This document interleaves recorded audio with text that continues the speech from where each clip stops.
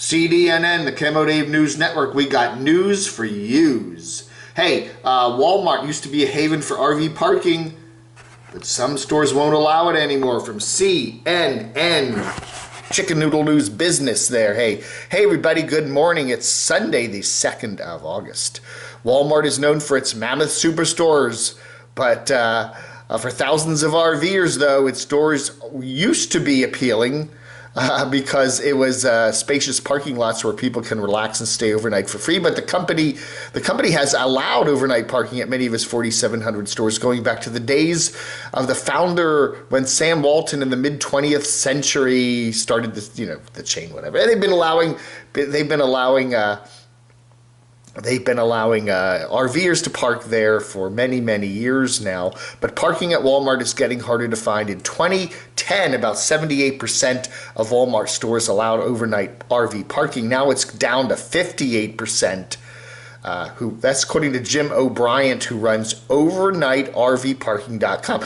Never heard of that.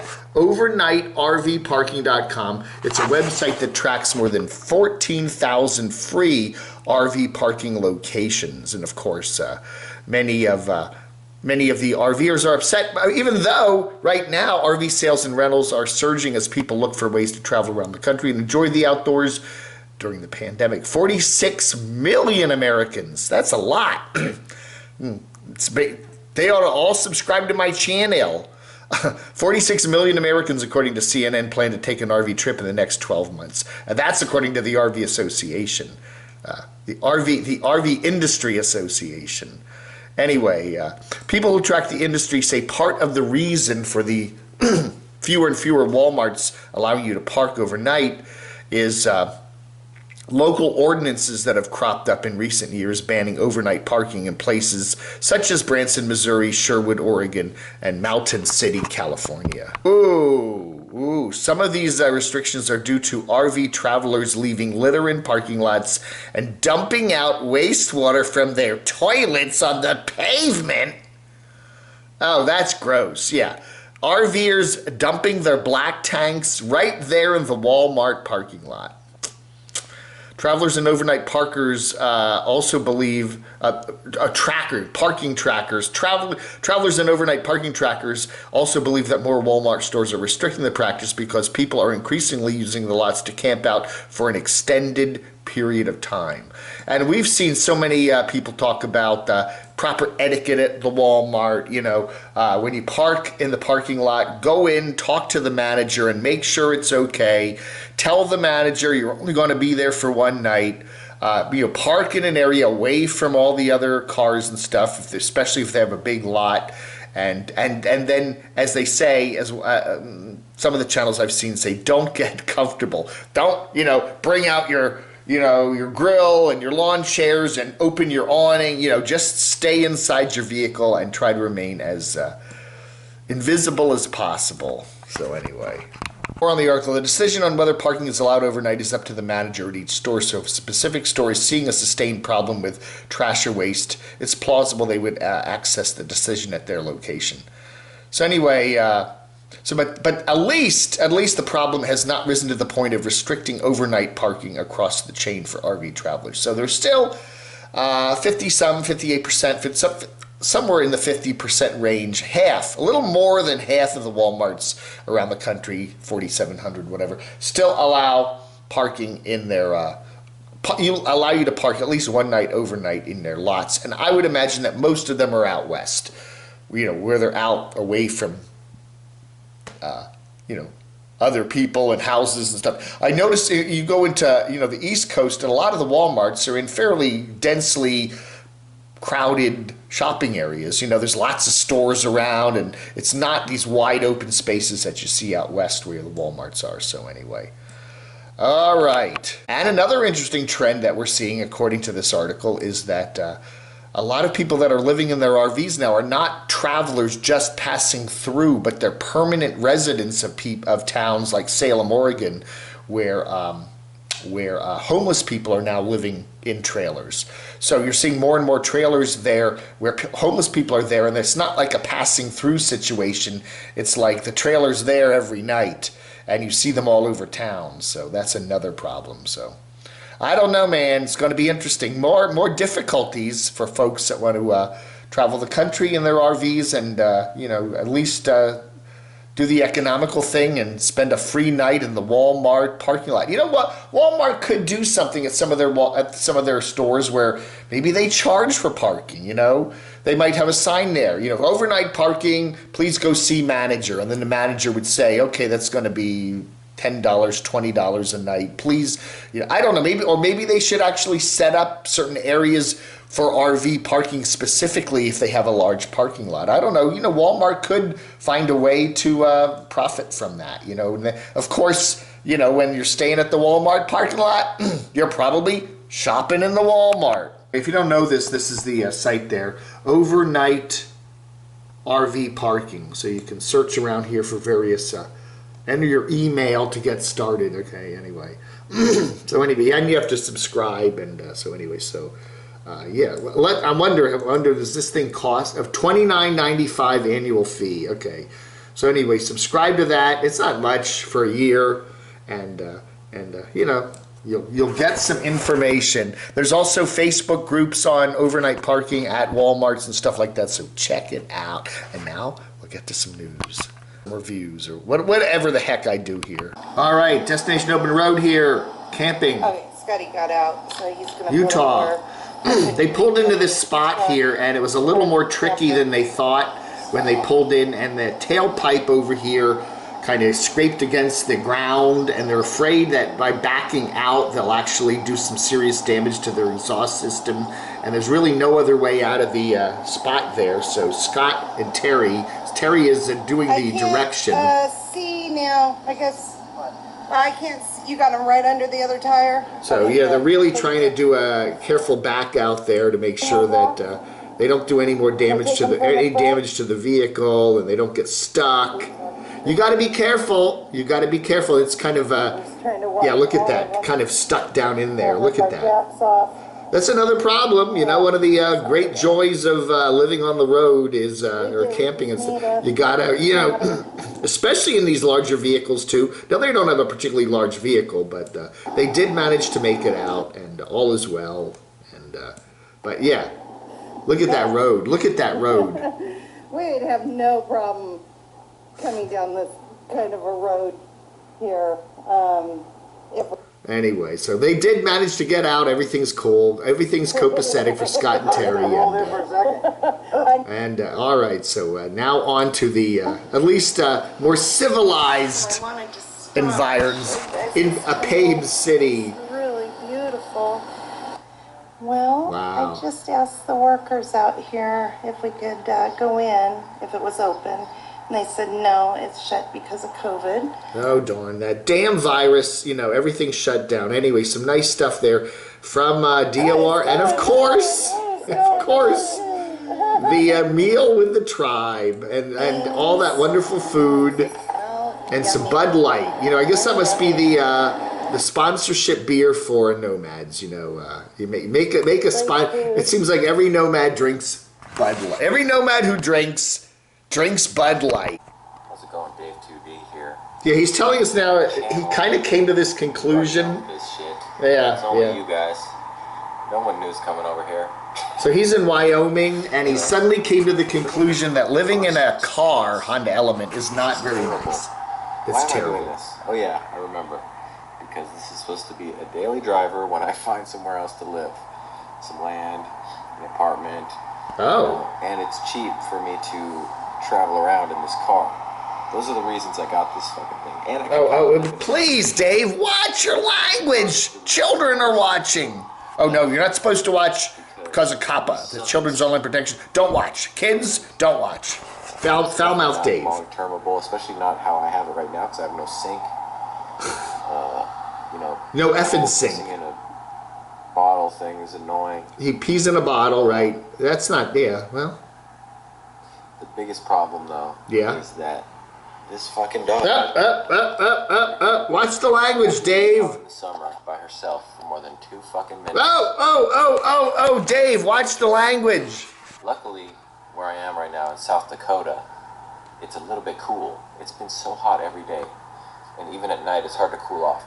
But right now, there's a little bit of a breeze here. And All right. Anyway, so he's yeah. So it's problematic too when you have a dog in your vehicle and it's hot in your car, you know, and it's hot, and you got to keep the air conditioning running to keep the anyway. All right. So anyway, Dave is not having a good time. And that's an interesting revelation. So he is saying that this is just a temporary measure until he manages to get some land or get an apartment or find some place permanent to live. I don't know. So I don't know. Maybe you know, you might want to go down to New Mexico. I hear there's you know, there's some there's a nice guy down there that's letting people live on his property for free. Well, I don't know if for free. Maybe he's charging rent, but you might want to go down there. You know, I don't know. You could build a nice little tiny house, and you know, purple. The color purple's already taken. Maybe you could try pink or orange. News this morning from New Orleans, where they're preparing for mass evictions. If that expires, and it looks like it's about to, the protections from, you know, evictions, so that looks like that's going to go away. If they don't get this worked out in 8 days, well, maybe it's 7 now, then they go on another vacation. How convenient. He's talking about the members of Congress, your fine feathered friends there in the Congress, how they like to take vacations and then they just come back and work a couple days. He says they need to get this thing taken care of for folks with unemployment and rent protections, you know, from the pandemic and all this other stuff and stimulus checks, and apparently they only have a couple more days to work and then they're back on vacation again, and who knows what's happening. Yeah, things are bad. Things are getting bad out there on the road. You know, if they're going to be people that haven't been able to pay their rent during the pandemic, and then they get, you know, they lose their apartments and whatever, they're going to be out there competing for space in parking lots and woods and stuff like that with real nomads like Maddie. So I don't know. I don't know, man. It's getting crazy, isn't it? I don't know. And Maddie says he may touch on politics now and then, but he tries to stay middle of the road. They had my direct deposit info and said that you're about to receive all your back pay in one lump. Whoa! It was wonderful. Whoa! I'm so glad to get that. But can you imagine if I didn't have my savings because I had lived in a van for 1.5 years? Well, how would I have eaten? I don't know. I don't know. You have to eat Buddy. Oh, wait. I don't think Buddy's edible. That's a stuffed animal. Okay, so good news for Matty there. He was put on furlough for a couple months there where he works in Nashville, and he applied for unemployment benefits, and he got it all in one lump sum. So good. At least he got, you know, caught up. And he said he did dig into his savings quite a bit to do his trips to Colorado, and then I think he spent a couple days in North Carolina, but at least he's now okay financially now that he's got some of that unemployment back pay. But wow. We got Simply RVing there back on the road. Lydia. Beep, beep. She's you know, again, we're Carlsbad Caverns. And she's a good video here, nice camping stuff, and a lot of people around, you know, people are out there. Campgrounds, campgrounds are pretty busy these days. How much we want to drive to now, see how the girls feel. The caravan of women, that's right, her women's caravan, and so anyway. I want to feel the warmth, so happy to be living in this area, because it's super cold here, and I don't like it. All right. Anyway, so more traveling on the road for her. By the way, if you're tired of the traveling videos, you can do a little other stuff. She's got some other stuff on her video or channel if you'd like to check it out. So yeah. All right, folks. You know, hey, everybody, whatever floats your boat, right? Nomads, they all have different boats, and they're all floating differently. From my Nomadic Fanatic channel over here talking on my 1000 Fails channel. Oh. In the interest of keeping this channel completely honest and trying to be as transparent as possible, I don't think it's always going to be as negative as my first 3 videos. And if there's an opportunity to do a little update video on a previous video, I'm certainly going to do that. And I think this one is a little important, so I am going to translate that to you. Oh, there's Jax. Hi, Jax. Hi, Jax. Don't say that on an airplane. Hi, Jax. Email what those changes are. And the number 1 change is that The whole getting out of your RV and going through a box, a folder, a crate, looking at everybody's personal information and finding your information and getting back in the RV completely gone. They've done away with it. The more interesting part is, why did they do away with it? Yeah. And so, Chehalis Thousand Trails told me the reason why they did that was not because of my concerns over the, hey, you said it was contactless and I'm already checked in and I'm bypassing everything. No, the reason was a privacy concern. And obviously, and I don't even think I really talked about this very much. All right, anyway, he's got a lot of stuff to talk about there. He's got 4 videos up. Eric Pneumatic Fanatic on his other channel, 1000 Fails, which he is upset with 1000 Trails, and, you know, which is one of the big campground, I guess, corporate companies. I don't know. And all their different policies, especially during this time of the pandemic. Yeah, I don't know. It's tough out there. And hey, you know, anyway, check him out. We got VCVL Chrome there continuing to work on his roof. He's got the spray glued ceiling with beautiful wood paneling.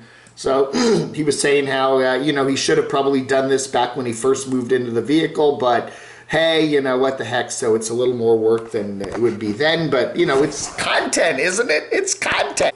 And this, and like he said, it's just, you'll find them. Just start cutting until you find it and then cut it up. Oh my goodness. Anyway, so some more work on the roof there. I like his designs.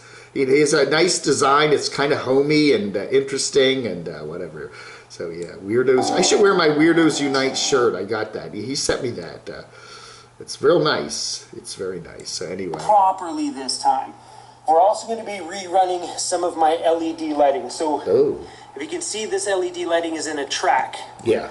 Normally, it just looks like this LED light strip. And all right, so yeah, you need the LED lighting that gives your vehicle a lot of cool stuff. And we're going to get more tomorrow, and don't forget his Patreon. That's okay. Snap. Tips, tricks, and not deep thoughts from a traveling ginger. All right, Traveling Ginger here. How to open your black and your gray tanks. How she does it on her Travado. Tank valve. Oh. Breaking.